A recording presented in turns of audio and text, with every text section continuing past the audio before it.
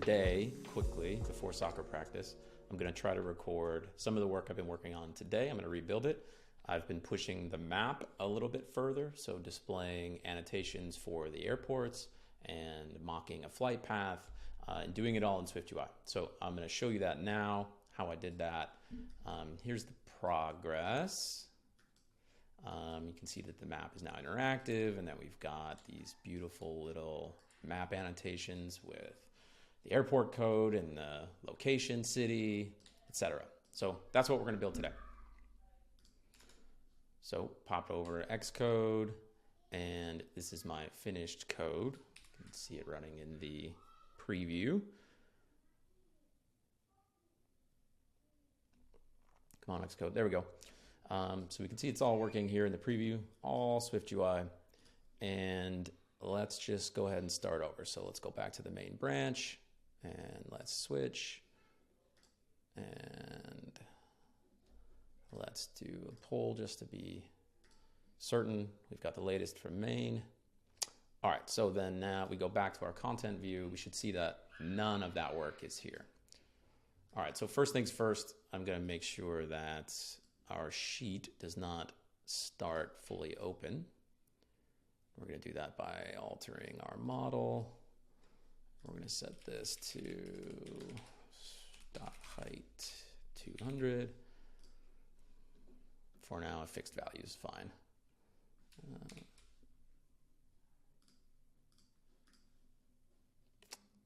All right, so why is that staying open? There we go. Okay, so first things first, let's go ahead and make this map interactive. You can see we've got a sheet here, and when you've got a sheet in SwiftUI, it's going to take the view behind it and make it not interactive. So we're going to go ahead and change that. That's going to be in, I think we're going to do that here.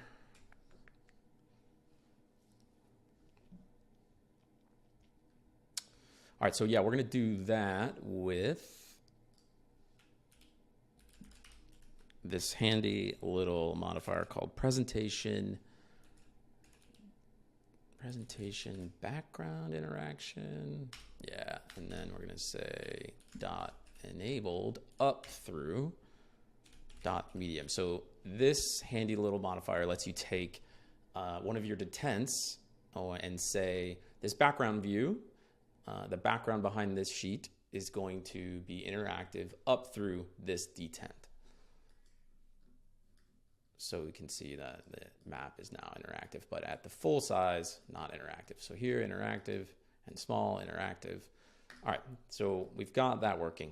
Now we need to figure out where we're going to point this map to. Right now it starts at sort of just this default view of the United States. So we need to tell our map, our SwiftUI map, we need to point it at, in SwiftUI now, we need to use a camera.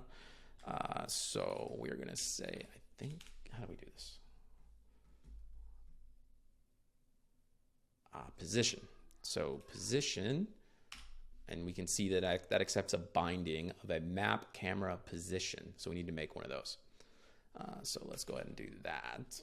And I'm going to cheat and steal from my pull request because there's a bunch of data here.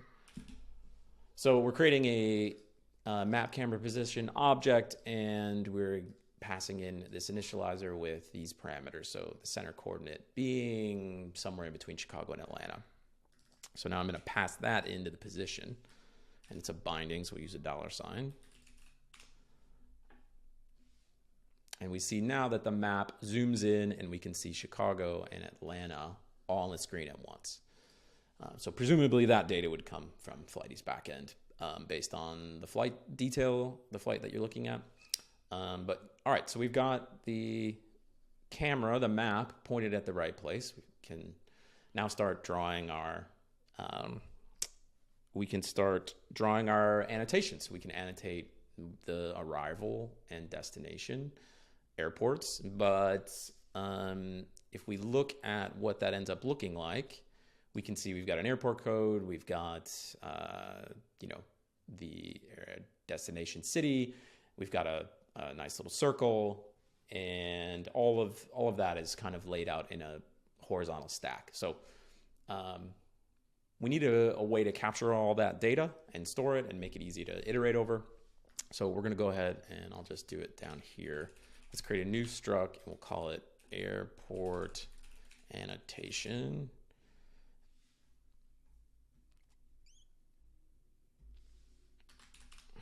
And since we're going to iterate over this, it's going to need to conform to the identifiable protocol. And then what properties do we need? Well, it's going to need an ID because it's identifiable. And let's just say ID equals UID. And then we need an airport code, let code, and that's a string. Oops, string. And then let, what do we call that? I guess we'll call it name. This is also a string. And then finally, it's going to have a coordinate. Where on the map are we going to put this annotation? And that's going to be a location coordinate 2D. All those are required. All right, so now we have a quick little way of storing the data that's required for every annotation. So let's make some of those. The easiest way here to make this simple and make the code clean is I have created a little extension on CL location coordinate 2D with some static properties for Atlanta, O'Hare, a midpoint between those two, and I have one for over Lake Michigan. So these are just coordinates that we're going to use to build out some of these airport annotations in a little bit cleaner sense. So back in our main content view, let's go ahead and create a list of all of those items. So this will be an array. Let's say this is an array of those airport annotations. So let's say let locations, and it will be a type of CL. Nope, it'll be a type of airport annotation. And let's make some of those. So we'll say airport annotation with string ATL for the code and Atlanta for the name, and the coordinate is going to be just .atl. That's a little bit cleaner. And then we're going to make another one of these for O'Hare. This is airport annotation, and the airport code for my airport is ORD. I spend way too much time there. The name is Chicago, and this is going to be ORD. Okay, so we have an array of locations of airport annotations that we can now iterate over in the map. So SwiftUI, I've learned a bunch about SwiftUI this week as it pertains to MapKit, and it's come a lot farther than I thought. I've been building a bunch of stuff for my my personal app, NextGP. I've been building a bunch of MapKit features in UIKit, and a bunch of that code is not necessary. So I'm going to get to rewrite all that in the next week or two. So what are we going to do? We're going to loop over all of that data. So this is going to be, we're going to loop over locations, and then we'll have a location coming in, and from there we can create some annotations. Now SwiftUI, as it pertains to MapKit, has this cool little annotation view, and I guess it's a view, or maybe it's a modifier, I'm not sure. And we'll just give this a title. This expects a title, so we'll take our location.name, which expects a string, and then it expects a CL coordinate. There's our look, and let's build our view. So just for presentation purposes, we'll just simplify this, and we'll location.name so we can see these rendering. And you can see now I have Chicago and Atlanta annotated on the map. And of course, these are just SwiftUI views, so I can say font.title if I wanted, make them real big, or even bigger. So, you know, we're just writing SwiftUI code now, which is really nice. So let's go ahead and design these annotations up. Again, remember, they need to end up looking something like that. So when I look at this, I've got an H stack. I've got 3 things in a row. I've got a circle. I've got the airport code, and I've got the name, and all of that is kind of wrapped up in its own H stack, which has custom coloring and rounded corners and all that stuff. So first off, we need an H stack. It's going to have a circle. That circle is going to have a fill of, what color is that? Let's just call that dot blue. And then we've got a stroke, which we can now do both of these things at once in SwiftUI, which is cool. This is going to be white, and the line width is going to be, call it 2. And let's give this a frame of a fixed size and a height of 12. So you can see now we have those points exactly over. Whoa, I didn't mean to do that. I can zoom right in, and it's right over O'Hare. We've got that nice little circle. Okay, so what else do we need? Next up, we're going to have the text that goes along with this. So this will be another H stack. Let's set its spacing to 0. Let's give this one some spacing as well.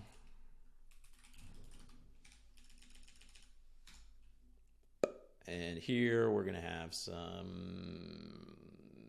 the text. So text, and this will be location dot code, and then text, just to get this roughed out, location dot name. All right, that's starting to shape up. Let's go ahead and I'm going to cheat because I'm in a hurry. Let's just steal all my code from over here. Let's get that indented properly.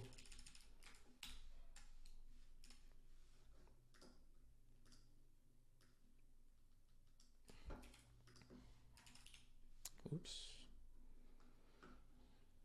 And I'm cheating only here because this is just basic SwiftUI. And all right, so I deleted those colors because I need to make those colors.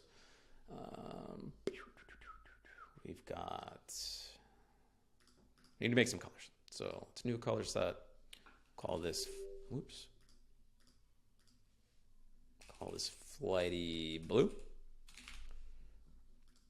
And its values are 69, 194, nope, 69, 121, 251. Okay. Let's create new color set. I need a couple of these. All right, Flighty light blue.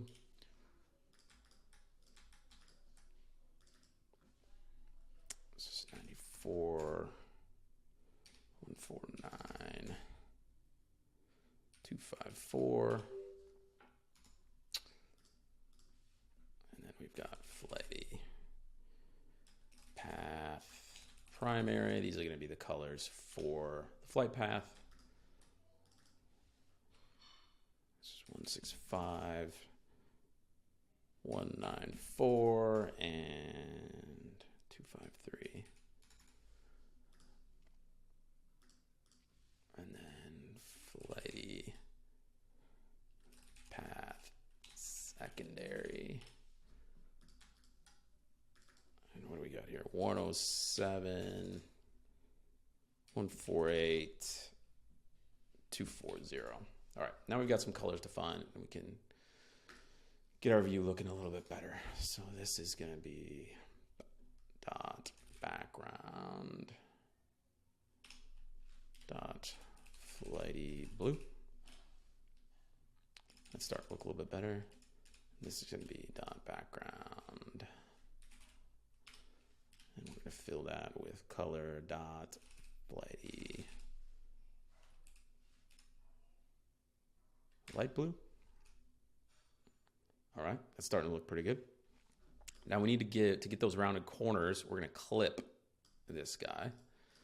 I suppose I could have used a rounded rectangle background, but we're just going to clip it with a shape, and that shape is going to be a rounded rectangle with a corner radius of 5.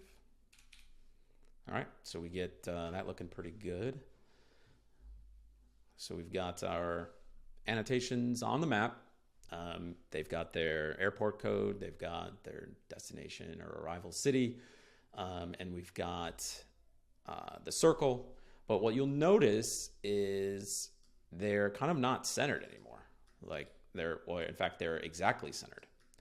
And that's not how Flighty does it. Flighty offsets them. The circle is the part that gets centered on the airport, and the rest sits next to it. And there's, I'm sure, some clever logic around which side of the circle the text sits with. I haven't built that part yet, but we need to fix that. And what's cool is there's a really simple way to handle this with an anchor. So when we build out the annotation, we've got a location and a coordinate. We can also tell it how do we want it to anchor. We can give it another property here, and we can say dot leading. And you'll see now, if I zoom in, the circle, the leading part of this H stack, is centered exactly on that coordinate, and the rest follows after. So that's pretty clever. Let's see. I think I want to make sure. Well, that's looking pretty good, right? We've got those coordinates, and if we reset, now we just need to draw the line, like sort of the mock flight path between them. So how do I want to do that? Well, the flight path is just an array of points, right? It's just, some some points between these 2 points. So if we say, we give this view, let flight path be an array of, that would be CL location coordinate 2D. So these are just coordinates on the map. And let's just start with, we've got the Atlanta and we've got ORD, right? We've got coordinates for both of those thanks to our extension down here. We've got these little guys. So now we have an array storing those 2 points, and with MapKit in SwiftUI, in this map, not only can we do annotations, let's get out of this for each, but we can also do map polygons and polylines. So we can say, give me a line, and it's looking for some, we don't want points, we want to give it coordinates, and we're going to just pass in our flight path. And if we give that a stroke, we should see, all being well and good, we should see, let's see, what would I use? Flighty path primary. And if we say we start to get that line, right? Let's build out that line width. And let's just say that that's 2 points. All right, so we get a line between those two. We can see it's kind of not centered properly, so we might need to adjust that. And the way Flighty's done it, it's actually looks like a stack of lines. So we're going to do 2 of these, pass in the same path, and we're going to give this a thicker stroke of 5, and we're going to say this is the flight path secondary color from our color set. And you see now we've got the line in between those. But again, it's kind of looking funky, right? Like it's not quite exactly right. So what I'm going to do, kind of a cheat, but I'm just going to offset our annotation a tiny little bit. So here's our annotation, and we're going to give that a negative offset on the x-axis of -5. Actually, it should probably be -6. That's half its width. Why aren't you working?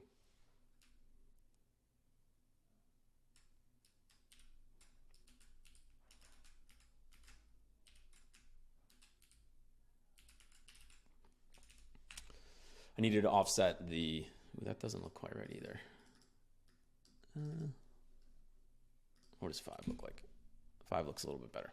That math doesn't add up to me, but I'm sure it will after I stop recording.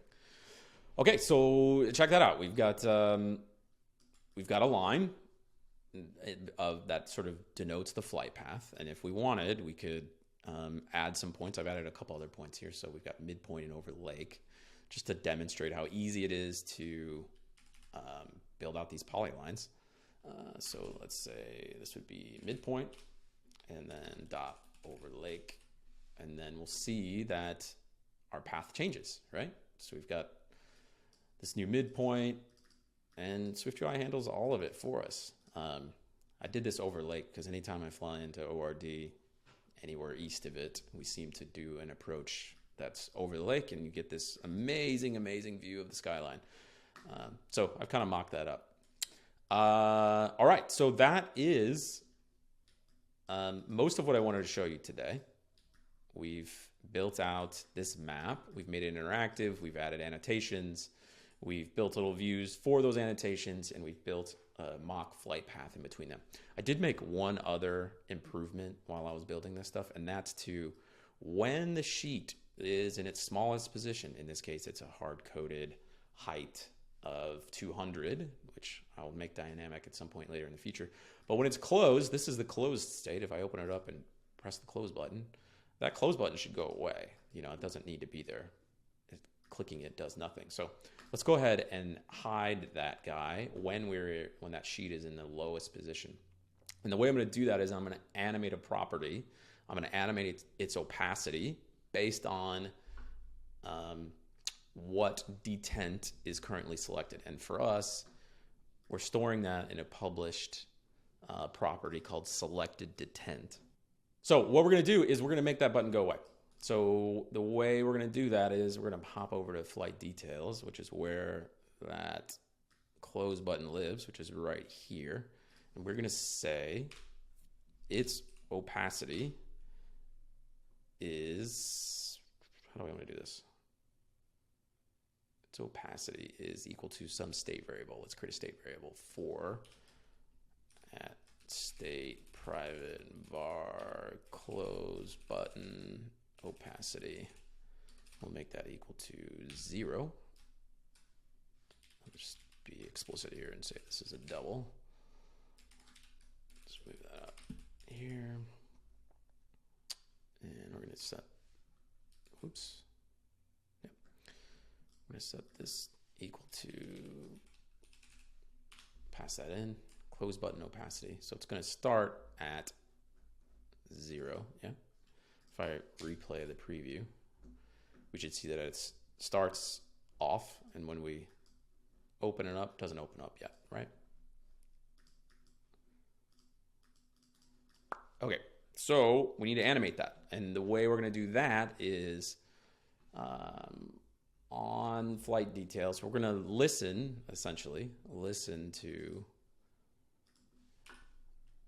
going to listen on the change. So on change of, and then we're going to listen to our model, UI model dot selected detent.